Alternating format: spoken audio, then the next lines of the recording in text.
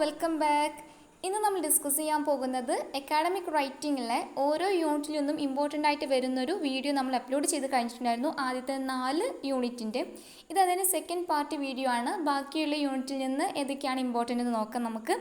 5th unit ആയിട്ടുള്ള vocabulary and grammar for academic റൈറ്റിങ്ങിൽ important ആയിട്ടുള്ളതാണ് ഫസ്റ്റ് പറയാൻ പോകുന്നത്. AWL academic word list. അത് ആദ്യമായിട്ട് അതിനൊരു ലിസ്റ്റ് കൊണ്ടുവന്നിട്ടുള്ളത് അവരിൽ കോക്സെഡ് ആണ്. അവർ 570 വേർഡ്സ് ആയിരുന്നു ആ ലിസ്റ്റിൽ കൊണ്ടുവന്നിട്ടുള്ളത്. അങ്ങനെ കുറച്ച് എക്സാമ്പിൾസും നമ്മുടെ ടെക്സ്റ്റ് ബുക്കിൽ കൊടുത്തിട്ടുണ്ട്. അപ്പോൾ അത് നന്നായിട്ട് മനസ്സിലാക്കിയിട്ട് പോകണം. And then fragments. Subject verb agreement. Subject verb agreement എന്ന് പറയുമ്പോൾ എന്താണ്? സബ്ജക്റ്റ് സിംഗുലർ ആണെങ്കിൽ വേർബും സിംഗുലർ ആയിരിക്കണം. സബ്ജക്റ്റ് പ്ലൂരൽ ആണെങ്കിൽ വേർബും പ്ലൂരൽ ആയിരിക്കണം. ദെൻ പാരലലിസം വളരെ ഇമ്പോർട്ടൻ്റ് ആണ്. അതിൻ്റെ എക്സാമ്പിളൊക്കെ ഒന്ന് നോക്കിയിട്ട് പോകണം. ദെൻ വേർഡിനെസ്.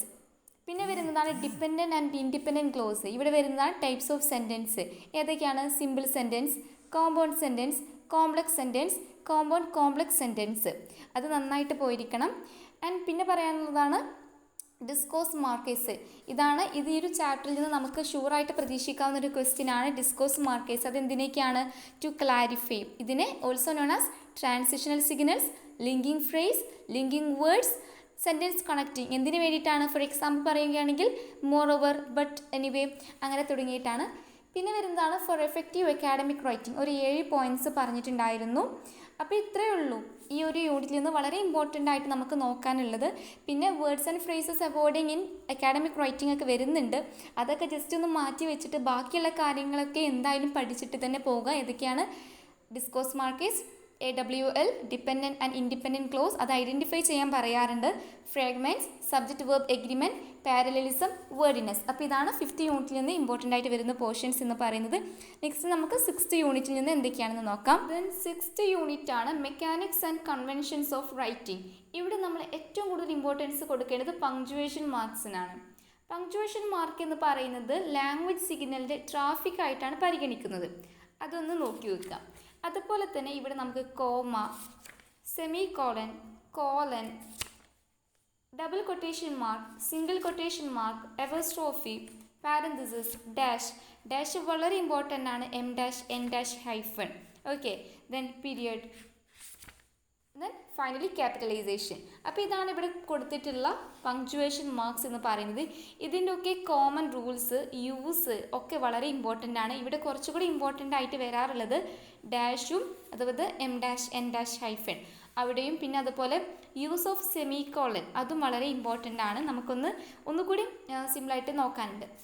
ദെൻ അക്കാഡമിക് സ്റ്റൈലിനെ കുറിച്ചിട്ടൊക്കെ ഇവിടെ പറയുന്നുണ്ട്. അക്കാഡമിക് സ്റ്റൈലിനെ കുറിച്ചിട്ട് അതുപോലെ MLA സ്റ്റൈൽ അതായത് ഡോക്യുമെൻറ്റേഷൻ സ്റ്റൈലിനെ കുറിച്ചിട്ട് പറയുന്നുണ്ട്. MLA, APA. Then academic integrity, proof reading. ഇതൊക്കെ ഒന്ന് ജസ്റ്റ് നോക്കിയിട്ട് പോകുക. ഇവിടെ വളരെ ഇമ്പോർട്ടൻ്റ് ആയിട്ട് കൊടുക്കേണ്ട, എന്നാലും ജസ്റ്റ് നോക്കുക. നമുക്കൊരു ഇപ്പോൾ 3 മാർക്കിനൊക്കെ ചോദിക്കുകയാണെങ്കിൽ തന്നെ, ഇനിയിപ്പോൾ സീലിംഗ് ആണല്ലോ, അങ്ങനെ വരുമ്പോൾ ചോദിക്കുകയാണെങ്കിൽ തന്നെ നമുക്ക് എഴുതാൻ പറ്റണം, അത്രേ ഉള്ളൂ. അപ്പോൾ ഇവിടെ ഇമ്പോർട്ടൻസ് എന്തിനാണ് കൊടുക്കുന്നത്? പങ്ക്ച്വേഷൻ മാർക്സിന്. അതിൽ യൂസ് ഓഫ് സെമി കോളനും em dash, en dash, hyphen അതും കുറച്ച് ഇമ്പോർട്ടൻ്റ് ആയിട്ട് തന്നെ നോക്കാം കേട്ടോ. ദെൻ നെക്സ്റ്റ് യൂണിറ്റ് ആണ് 7th unit. Writing for professional purpose എന്നാണ് ഇതിൻ്റെ പേര്. ഇവിടെ review, what is A review വളരെ ഇമ്പോർട്ടൻ്റ് ആണ്, വെരി വെരി ഇമ്പോർട്ടൻ്റ് ആണ്. അതിൽ reviewing A book, then reviewing A product, reviewing A movie. ഇതിൽ നിന്ന് 3-ൽ നിന്ന് ഏതെങ്കിലും ഒന്ന് നമുക്ക് എസ് പ്രതീക്ഷിക്കാം. റിവ്യൂവിങ് എ ബുക്ക് അതല്ലെങ്കിൽ ഒരു മൂവിനെ കുറിച്ചിട്ടായിരിക്കും നിങ്ങളോട് ചോദിക്കാൻ ചാൻസ് ഉള്ളത്. നിങ്ങളിപ്പോൾ റീസെൻ്റ്ലി കണ്ടിട്ടുള്ള ഏതെങ്കിലും ഒരു മൂവിയൊക്കെ ഒന്ന് നന്നായിട്ട് മനസ്സിലാക്കി വെക്കുക. അതിൻ്റെ റിവ്യൂ ജസ്റ്റ് സമ്മറി മാത്രം പഠിച്ചു പോകാതെ അതിൻ്റെ ആ ഒരു ക്യാമറ ആംഗിൾസിനും അങ്ങനെ മറ്റു കാര്യങ്ങളെയൊക്കെ കുറിച്ചിട്ട് ഒന്നുകൂടി ഒന്ന് നോക്കിയിട്ട് പോവുക. ഗൂഗിൾ ചെയ്ത് നോക്കിയാൽ മതി. നിങ്ങളിപ്പോൾ കണ്ടതിൽ ഏറ്റവും ഇഷ്ടപ്പെട്ടൊരു ഫിലിമിൻ്റെ ജസ്റ്റ് റിവ്യൂ ഒന്ന് നോക്കിയിട്ടൊക്കെ തന്നെ പോവുക. ദെൻ റിവ്യൂവിങ് എ ബുക്ക്, അത് നിങ്ങൾ ഏതെങ്കിലും വായിച്ചിട്ടുള്ളൊരു ബുക്കിൻ്റെ കാര്യങ്ങളൊക്കെ ഒന്ന് മനസ്സിലായിട്ട് പോകുക.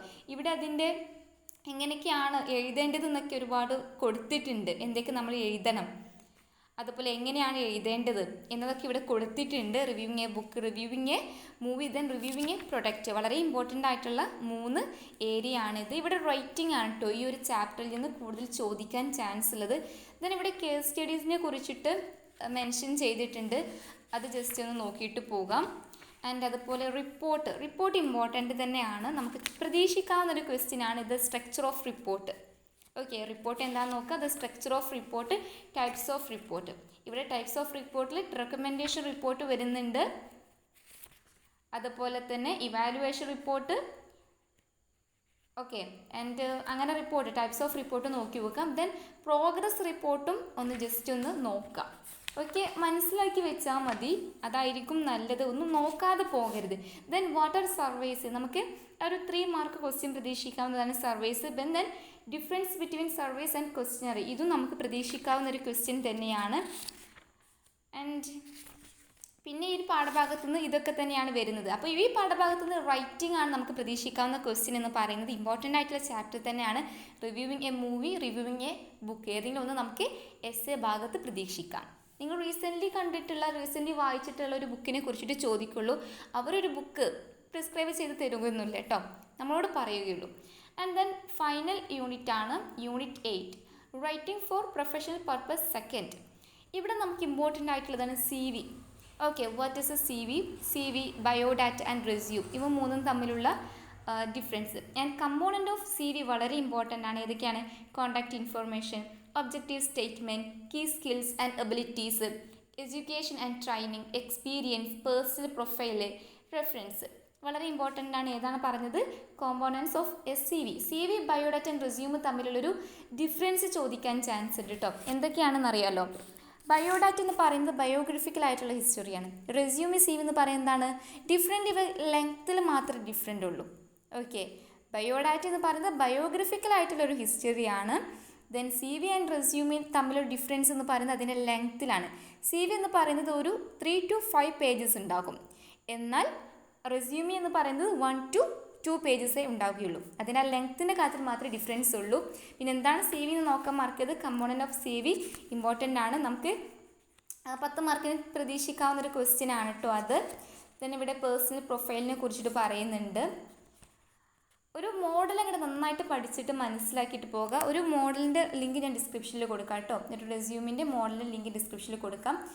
ആൻഡ് കവർ ലെറ്റർ ചോദിക്കാൻ ചാൻസ് ഉണ്ട്. ഇവിടെ നമ്മളോട് ഒരു ചോദ്യം ചോദിക്കുന്ന സമയത്ത് നമ്മൾ ആദ്യം കവർ ലെറ്റർ എഴുതി ദെൻ അതിൻ്റെ CV എഴുതാനാണ് ശ്രദ്ധിക്കേണ്ടത്. കവർ ലെറ്ററിൻ്റെ എക്സാമ്പിൾ നമ്മുടെ ടെക്സ്റ്റ് ബുക്കിൽ തന്നെ ഉണ്ട്, നന്നായിട്ട് തന്നെ ഡീറ്റെയിൽ ആയിട്ട് തന്നെ കൊടുത്തിട്ടുണ്ട്. പിന്നെ ഇമെയിൽ ചോദിക്കാം. അതിൽ difference between letters and email, ആ ഒരു ചോദ്യം നിങ്ങൾ പ്രതീക്ഷിച്ചോളൂ, ഇമ്പോർട്ടൻ്റ് ആണ് കേട്ടോ. Then guidelines for writing emails, be brief, be clear, avoidance paragraph, അതായത് കട്ടിയുള്ള പാരഗ്രാഫ് ഒഴിവാക്കുക, സിമ്പിളായിട്ടുള്ള പാരഗ്രാഫാണ് യൂസ് ചെയ്യുന്നത്. ഒരു പ്ലാൻ ചെയ്യുക, ബി അക്യുറേറ്റ്, നമ്മളിപ്പോൾ ഒരു ഇമെയിൽ അയക്കുന്ന സമയത്ത് അത് അക്യുറേറ്റ് ആയിരിക്കണം.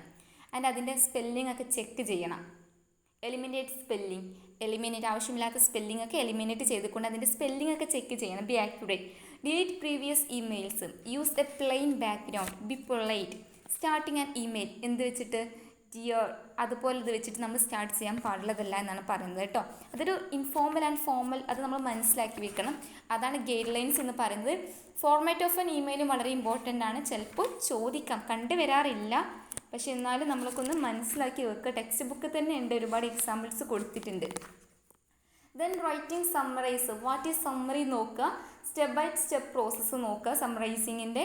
ദെൻ അപ്പോൾ അതൊക്കെ ഒന്ന് നോക്കിയിട്ട് പോകുക. Then draw A diagram or write a word outline for the main ideas, അത് വളരെ ഇമ്പോർട്ടൻ്റ് ആണ്. അവിടെ ചാർട്ട് കൊടുത്തിട്ടുണ്ട് കേട്ടോ, അത് വളരെ ഇമ്പോർട്ടൻ്റ് ആണ്. ജസ്റ്റ് നോക്കിയിട്ട് തന്നെ പോവുക, മറക്കരുത്. ഓക്കെ, ആ ഒരു ഡയഗ്രാം. ദെൻ ഒരു memo, and when do you send memos, എന്താണ് മെമ്മോ എന്ന് നോക്കി വെക്കുക. ജസ്റ്റ് അതൊക്കെ ഒന്ന് മനസ്സിലാക്കിയിട്ട് പോവുക. And 3 steps in memo writing എന്തൊക്കെയാണ്?